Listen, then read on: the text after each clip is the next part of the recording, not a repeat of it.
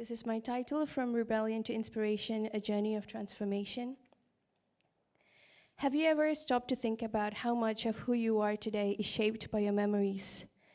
The experiences, the moments, and the people at the time may have seemed small or even unimportant, but later became the foundation of your belief, your goals, and your actions. Memory is powerful. It shapes how we see the world, how we interact with others, and most importantly, how we see ourselves. And our childhood memories, they are some of the most formative of all. They can either limit us or empower us, but one thing is certain, they stay with us forever. For me, the memories of two special teachers from my childhood, Mrs. Warren and Mrs. Doggett, have had a profound impact on who I am today. They are a big reason why I'm standing here, working towards and becoming a better teacher every day. These two women, with their very different approaches, helped me shape who I am. With their very different approaches, they helped me turn a story, what could have been a story of academic frustration, into one of inspiration and determination. They were the ones who shaped my memory of what it means to be a teacher, and their influence still drives me every day. I'm sure many of us have had teachers who left a lasting mark on us, but what's extraordinary about Mrs. Warren and Mrs. Doggett is that how their approaches were very different and yet equally effective in igniting a passion in me which I didn't even know I had. At that time, I wasn't particularly a motivated student. I struggled with confidence, lacked focus. I hated homework. I was rebellious and didn't quite see a point in much of what I was learning. But these teachers helped me by giving me wonderful memories that shaped my life. Let me start with Mrs. Doggett, my math teacher. Now, let's be honest, math and I weren't exactly best friends. I often felt frustrated and overwhelmed by the subject. But Mrs. Doggett, with her kind and calm personality, made math feel accessible, even though I was ready to give up. She was the kind of teacher who met me where I was and gently pushed me to do better. What set her apart was how she made the abstract world of numbers feel personal. She took the time to break down complex problems into manageable pieces, showing me that every solution, no matter how difficult, had a logical and understandable path. But it wasn't just her teaching style. It was her belief in me, even though I didn't believe in myself at that time. She taught me that mistakes were part of the learning process and not something to be feared. Now, that shift in mindset, where I no longer feared failure, but saw it as a learning opportunity, was life-changing. There's one memory I'll never forget. It was my first time seeing snow, and I was in math class. And as the snowflakes began to fall outside the window, I couldn't help but stare.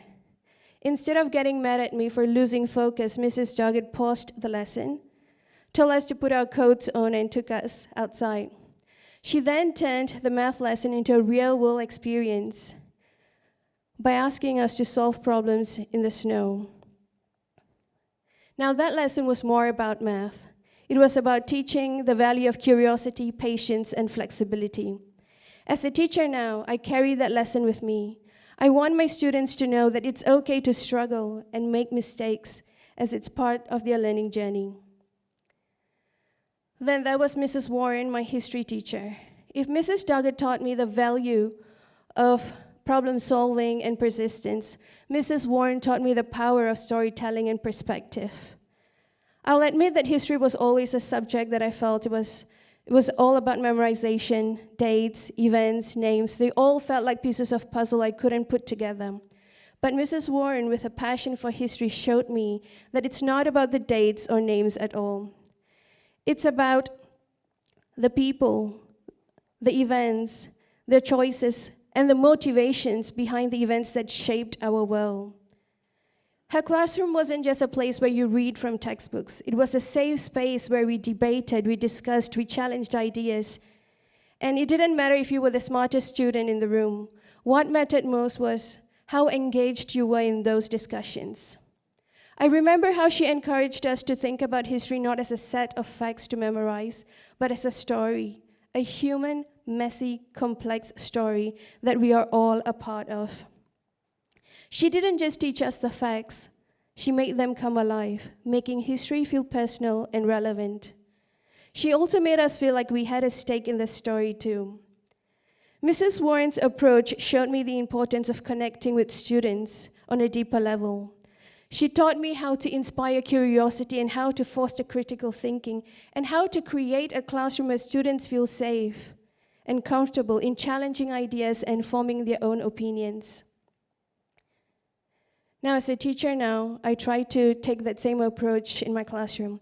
I try to make my lessons meaningful, relevant, and engaging for my students so they feel empowered to participate in their own education.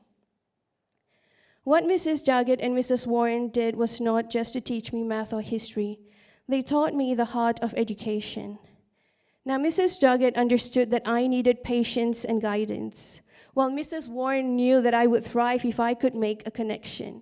What these both educators did was to show me that education is not a one-size-fits-all approach. You see, these memories, the reason these memories stay with me is because they just didn't teach me facts. They shaped my world, how I approach challenges, and most importantly, how I see myself. As I continue my journey as an educator, I know that the memories that I create with my students will stay with them. Just as the memories of how these incredible educators stay with me. And who knows, maybe one day they'll stand in front of an audience just like this and share how they were inspired to become the kind of educators who leave a lasting mark on others. When I reflect on these memories that shaped me, I realize something. It's not about what we teach. It's about how we make the students feel. It's about creating memories with them. To conclude, I would like to leave you with a quote. Our memories aren't just fragments of the past. They are the invisible threads that weave the fabric of who we are, shaping our identity and guiding the path we walk. Thank you.